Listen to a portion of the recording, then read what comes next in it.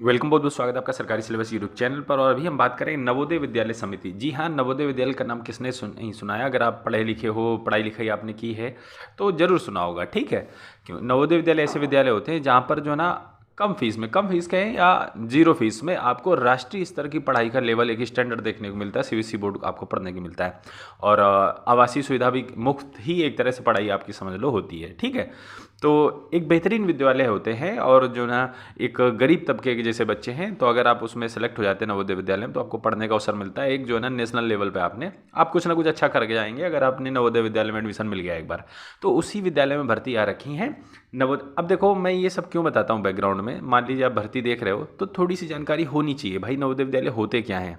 कभी आपके भी बच्चे होंगे, ठीक है, आपके चाचा ताऊ के बच्चे होंगे, अगर आप गाइड करना चाहें तो उन्हें कर सकते हैं। ठीक, इसलिए मैं थोड़ा सा एक बैकग्राउंड क्रिएट करता हूँ चीज़ों का।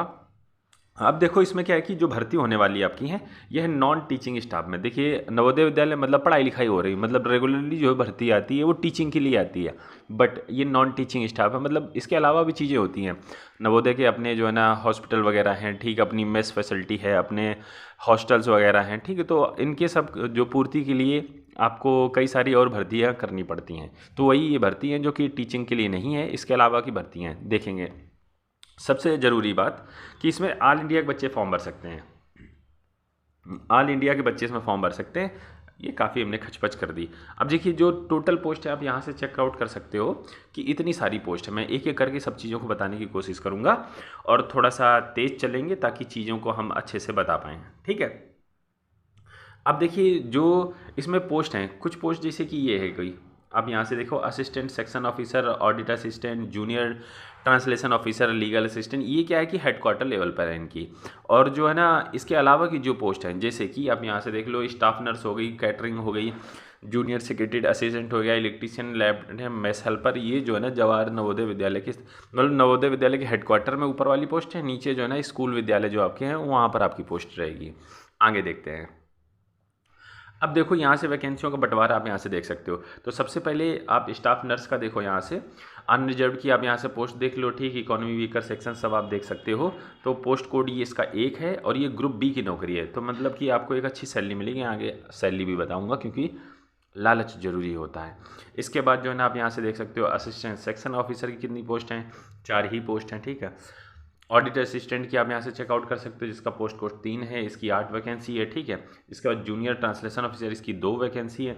इसके बाद लीगल असिस्टेंट की 1 है, स्टेनोग्राफर की 14 है, कंप्यूटर ऑपरेटर की 2 है, कैटरिंग सुपरवाइजर ये पोस्ट कोड जिसका 8 है, इसकी वैकेंसी थोड़ी अच्छी है, 44 वैकेंसी है। ठीक है, इसके बाद बात आती है जूनियर सेक्रेटरी असिस्टेंट, इसकी जो है ना टोटल देखेंगे हम वैकेंसी तो 21 वैकेंसी है। ठीक है, टोटल ये इधर टोटल लिखा है, ये टोटल 21 है। और कैटरिंग वालों की यहाँ से 78, ये जनरल वालों के लिए 44 है और यहाँ जनरल वालों के लिए 13 है। तो इस तरह आप वैकेंसी यहाँ से देख सकते हैं। ठीक है, junior secretary assistant group C के लिए जवाहर नवोदय विद्यालय कैडर के लिए इसमें टोटल 360 पोस्ट है। और इलेक्ट्रीशियन कम प्लम्बर के लिए टोटल 128 वैकेंसी, मतलब इसमें आईटीआई वाले जाएंगे। ठीक है, लैब अटेंडेंट के लिए आप यहाँ से देख सकते हो टोटल 161 पोस्ट है, ये लैब अटेंडेंट पोस्ट कोड इसका 12 है। इसका मेस हेल्पर इसमें अच्छी भर्ती है, 442 भर्ती है। मेस हेल्पर में क्या है कि जो अच्छा 10 पास जा सकते हैं, डिटेल में और आगे बात करेंगे।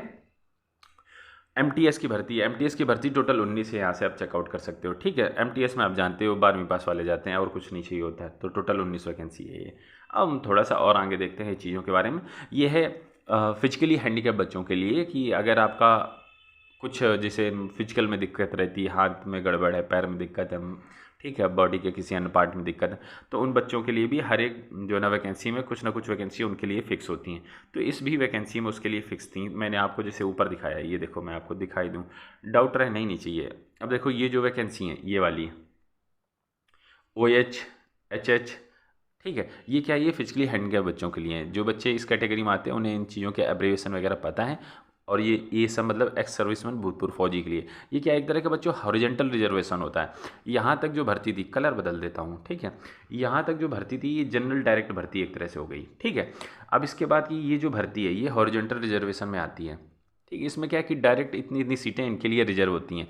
वो कौन कौन से आते हैं, जैसे कि स्वतंत्रता संग्राम सेनानी हो गए, फिजिकली हैंडीकैप बच्चे हो गए, ठीक है, भूतपूर्व फौजी हो गए, या स्पोर्ट्स पर्सन हो गए, तो ये अलग से भर्ती होती है, इनके लिए सीट रिजर्व। बाकी जनरल ओबीसी वाला ये अलग भर्ती रहती है, ठीक है।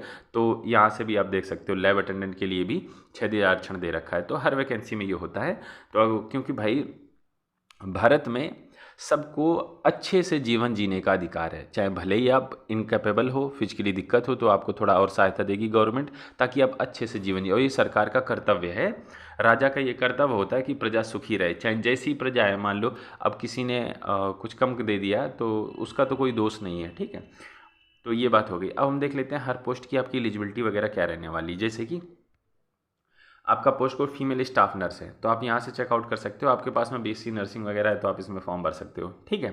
रेगुलर कोर्स आपका होना चाहिए। और इसमें जो है ना आपका उम्र सीमा की बात करें तो 35 साल है। रिजर्व कैटेगरी की छूट मिल जाती है। SC ST वालों को 5 साल, OBC वालों को 3 साल, फिजिकली हैंडिकैप वालों को 10 साल, ठीक है। तो ये छूट रहेगी। और देखो पे लेवल 7 का वेतन है, जिसका मूल वेतन आपका 44,900 रुपये 900 रुपये रहेगा, मतलब 45,000 के आसपास। तो जो आपकी सैलरी बच्चों बनेगी वो आपकी जो है ना करीब 55,000 से ऊपर ही, 55 से 60,000 के बीच में आपकी 60,000 तक आपकी सैलरी बनने वाली है। तो एक अच्छी सैलरी की आपकी ये नौकरी हो जाएगी। अगर आप करना चाहें BSc नर्सिंग वगैरह है तो आप इसमें फॉर्म भर सकते हो, ठीक है। BSc नर्सिंग वालों की से याद आया कि एक चीज़ और रहती है कि MNS की भर्तियां आती रहती हैं। MNS मतलब मिलिट्री नर्सिंग सर्विस, MNS की हर साल आती है। वही जो है ना आप जो है ना नवंबर दिसंबर के आसपास आती हैं। तो अगर आप जो है ना BSc नर्सिंग वगैरह कर रखे हो तो आप MNS के थ्रू जा सकते हो, सेना में आप MNS बन सकते हो, ठीक है। आपकी अच्छी तनख्वाह रहती है, बढ़िया करियर है वहाँ भी। अब देखते हैं असिस्टेंट सेक्शन ऑफिसर का। असिस्टेंट सेक्शन ऑफिसर इसके लिए क्या है, तुम्हें तो नहीं बुलाया था हमने, ठीक है। असिस्टेंट सेक्शन, इसको हम थोड़ा घेरे में लेते हैं। घेरे में लेंगे तो चीज़ों को अच्छे से मैं आपको दिखा सकता हूँ। अब ये पोस्ट कोड आपका 2 हो गया, ठीक। पे लेवल 6 का वेतन है 35,400 है। आपकी भी सैलरी 55,000 के आसपास रहने वाली है।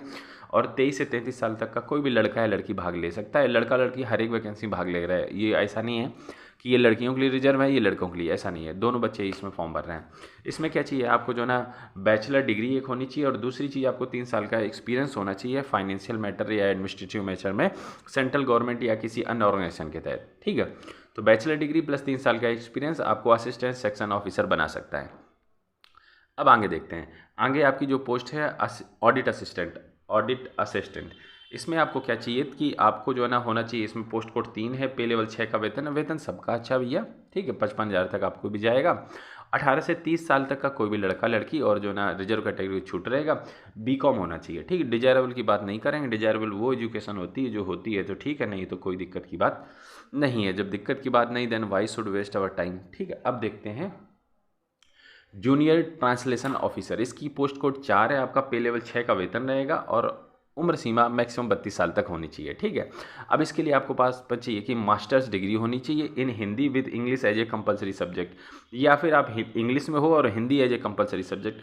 मास्टर डिग्री आपके पास में होना चाहिए। डिटेल जानकारी के लिए आप वीडियो को पॉज करके यहाँ से एक स्क्रीनशॉट ले सकते हो, ठीक है। पे लेवल 6 का वेतन आपका भी रहने वाला है। लीगल असिस्टेंट, लीगल आ गई तो समझ लो आप जो ना कि लॉ वाले बच्चों की भर्ती है। इसके लिए LLB वगैरह तो एटलीस्ट मांगी जाती है। पे लेवल 6 का वेतन है। 23 से 35 साल तक का कोई भी लड़का लड़की फॉर्म भरेगा। पोस्ट कोड का नंबर है 5, और चाहिए डिग्री आपको, ठीक है। और 3 साल का एक्सपीरियंस भी, बात समझ गए आप।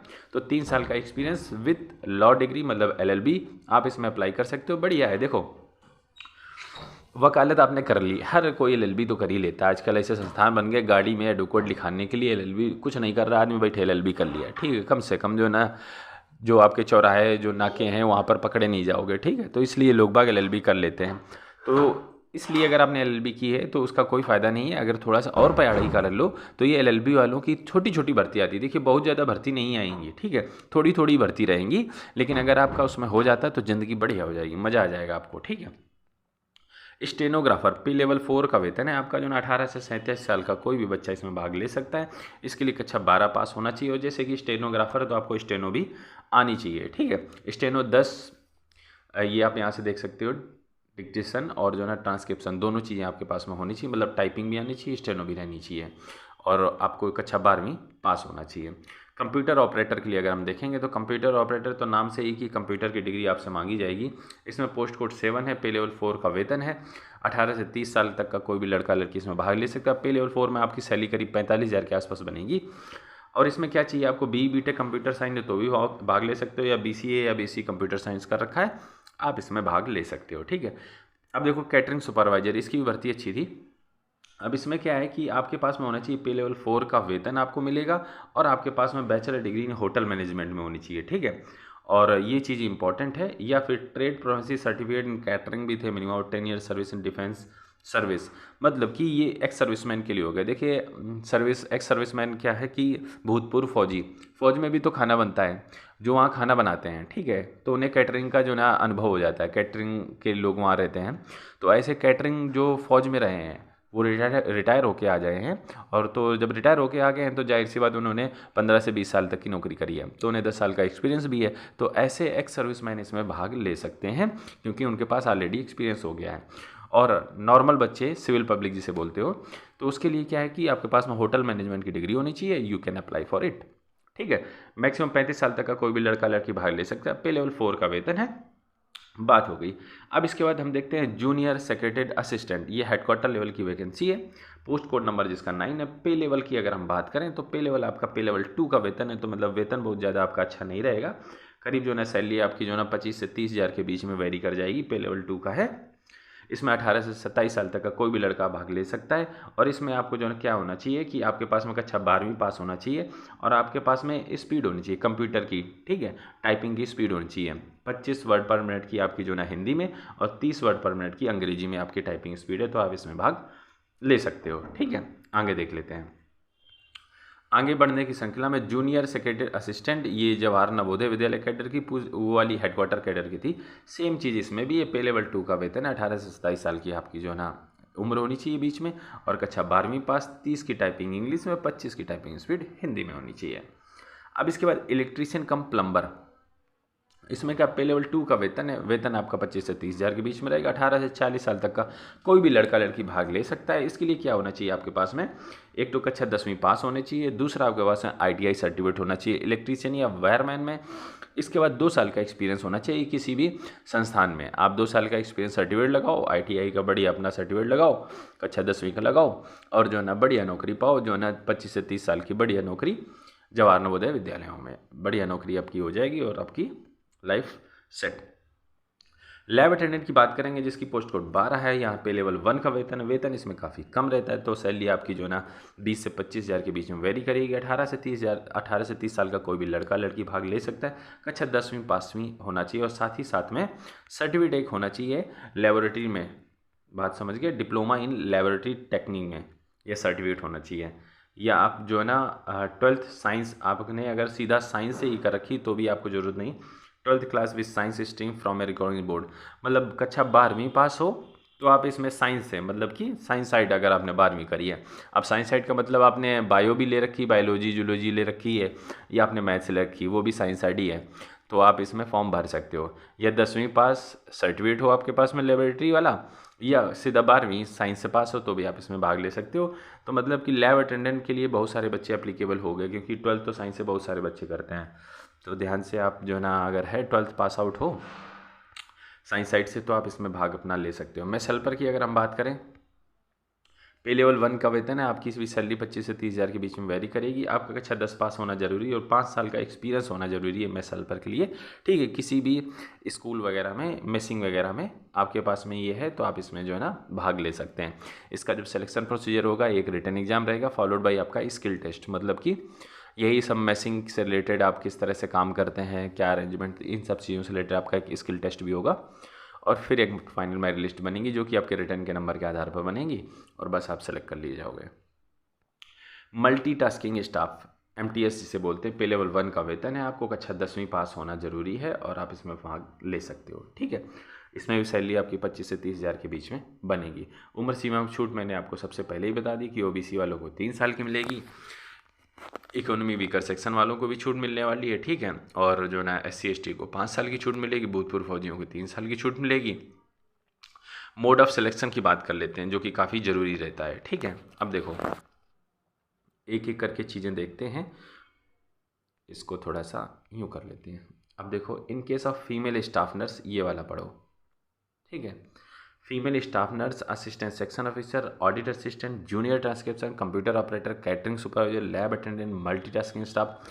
The selection to the post will be done on the basis of the performance the candidate in the competitive exam only. तो मतलब इतनी जो पोस्ट होंगी, जो हमने हर एक ये आयताकार में कर रखी हैं, इनमें सिर्फ आपका कॉम्पिटिटिव एग्जाम होगा।